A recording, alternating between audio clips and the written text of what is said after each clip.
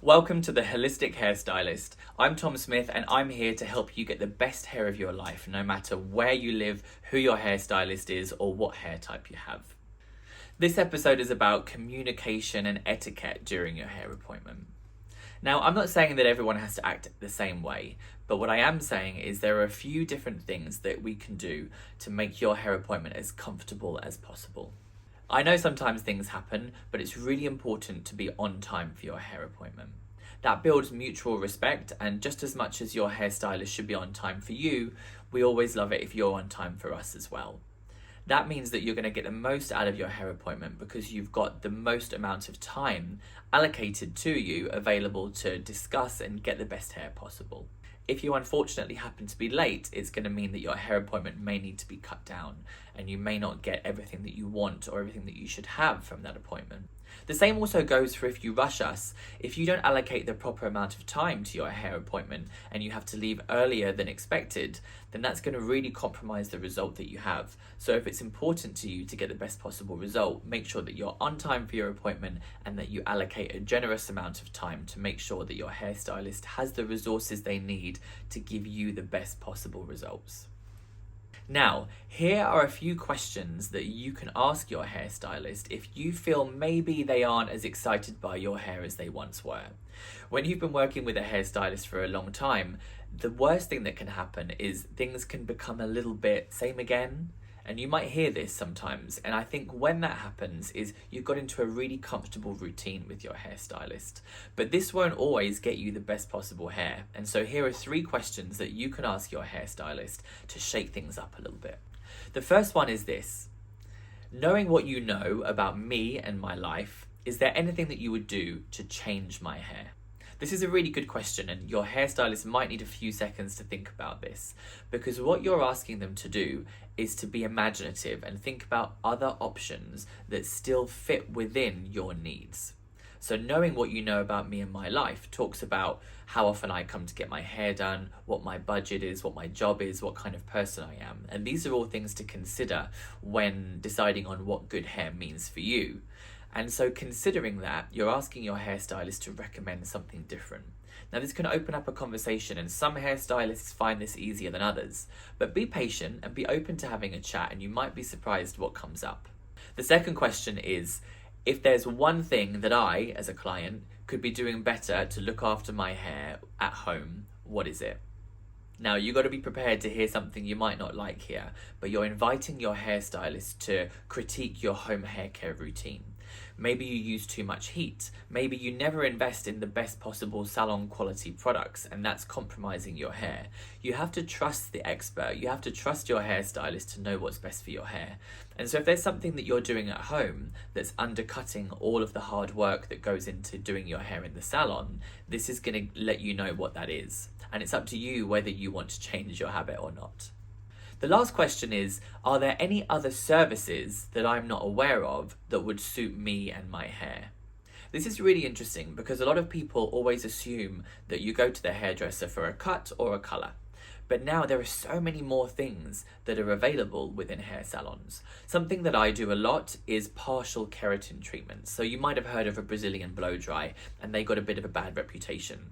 But something that I love to do is do smoothing treatments that last for around 3 months, just on specific areas of the hair.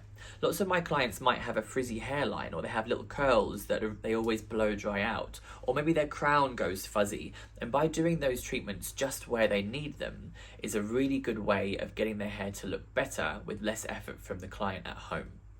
Another thing that I do is filler hair extensions, so tiny little hair bonds of extensions, but just around the front or just where the hair might be a little bit thinner.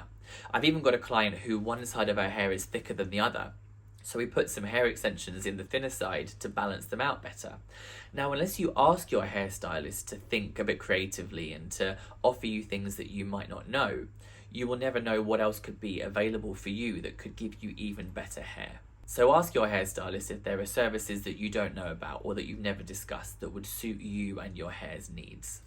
So finally, here's some information that you can share with your hairstylist that's important for them to know. A good hairstylist will ask you these questions, but just in case they don't, here's some things that you really should tell them. The first is let them know how often you want to get your hair done. They will know how often all different types of colours and styles will last in your hair. And so if your schedule only allows you to visit the salon once every 3 or 4 months, that's going to really limit what services are options for you. If you're willing to come every month or as often as you need, that's something important that you should share with your hairstylist, because that may give you more options than you realised. The next thing is to talk about your budget. Now, I know this can be a difficult subject to broach, but it's really important to know going into your hair appointment how much it's going to cost. I found when I teach hairstylists that some of them can be a little bit shy about telling you what your hair's going to cost. They're creatives, and sometimes the business side of their career is a bit tricky. So if they haven't been forthcoming with telling you a price for your appointment, it's really important that you feel comfortable to ask. It's your right as a client to know how much you're paying before you have your hair done. And your hairstylist should be able to give you at least an estimation of what this is going to cost. So make sure you have that information, or you get that information before your hair appointment starts. But as far as ongoing hair appointments, it's really important to let your hairstylist know what your hair budget is. And that might be an exact number that you're willing to spend a month, or it might just be a feeling, how often you want to come per year, how much you can afford to spend at each appointment. Be really honest, and your hairstylist can help make realistic choices that's going to suit your hair and your budget. Finally, something that I think is so valuable to know about my clients is when in the past have you really loved your hair, and when in the past have you hated it? So think back now. I'm sure that all of you watching will have an idea in the past of when you've thought your hair was absolutely brilliant, or when you've had an absolute disaster. This is really important information to share with your hairstylist, because if you tell them what you've loved, they can figure out what it is that you might have loved about that and then implement it into your new hair plan. And if you tell them what you hate, they know what to avoid doing on you or what your hair doesn't respond to. That's really important. Now remember, all of this communication can take time. Okay, it takes a long time to build any kind of human relationships, and an appointment between yourself, the client, and a hairstylist takes time to build trust. So be honest and be open, ask questions and be ready to share information, and together you and your hairstylist will create a bond that allows you to play with your hair and really get the most out of every single hair appointment. In the next episode, we're going to talk more about how to keep your hair salon fresh for as long as possible.